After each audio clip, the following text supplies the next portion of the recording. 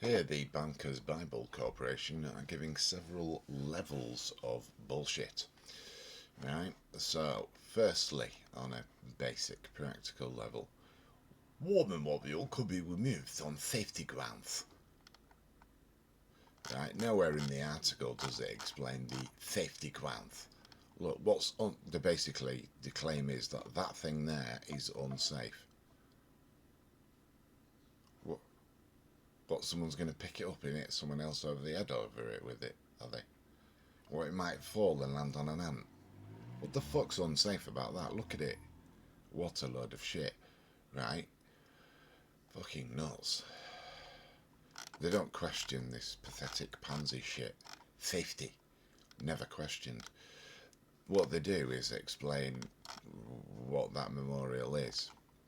Well, how it came to be there. Because apparently there wasn't a memorial with all of the people who died in World War One, so they built one in 2014. And involved in building it was Mr. Herbert. Right, a second layer of bullshit they don't mention is it's Osiris's penis. Look, it's an obelisk. Right? So, for hundreds of years, the post-Dutch invasion British Empire have been sticking Osiris's penises and Roman temple entrances to buildings in front of everyone's face, while simultaneously claiming to be Protestants, and sometimes even claiming to be Puritans. They're not Protestants. A Protestant would put a cross or some other kind of war memorial. They would not have Osiris's penis. Now let's have a look at Blackpool, for example, for a massive Osiris penis. There we go, in Blackpool. That is one massive Osiris penis. There are bigger Osiris penises on Earth, but that's one of the big ones, and that's a modern one. Right.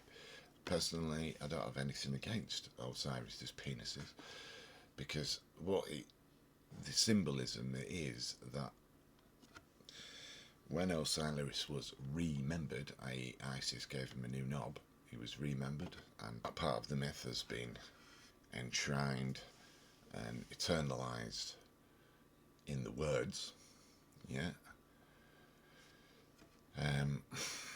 So when he was remembered, next thing that happened was the resurrection, re-erection, and from the resurrection, re-erection, Horus the son was born, but Horus the son was the reincarnation of Osiris the father.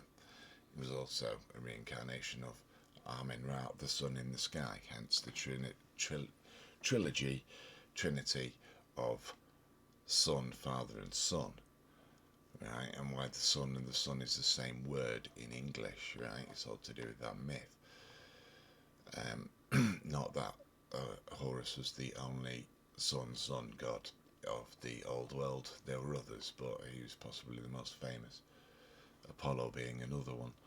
Anyway, so that idea, right, it's stuck there as a war memorial, as a kind of like hope that the people who died are reincarnated into a new life. It's wishing them well in their next life, and their next life as a human can only come about when, you know, someone hopefully passionately, hopefully in love, you know, makes love to someone else.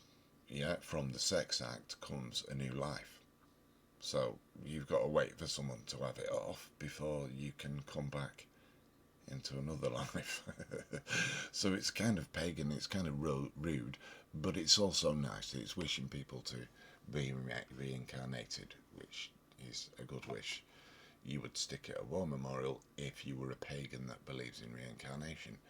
But if you're a Christian that believes in ascent to heaven, it's completely the wrong symbol. So they've put one here, and Mr. Herbert presumably knows. He's a Freemason or something. He knows some esoteric knowledge. He knows what symbolism he's putting there in a fake Christian stabbing establishment, empirical empire nation. That's not mentioned whatsoever at all. maybe the church, and they wouldn't dare say it out loud, maybe the church are pretending there's a safety problem because they want to replace Osiris's knob with a cross. None of that is mentioned here. Double bullshit by the BBC, sticking an obelisk in your face. Do you want to see another obelisk in people's Christian faces? Right, so Argentina, one of the most Catholic nations on earth, definitely will have a pretend Catholic government, won't they?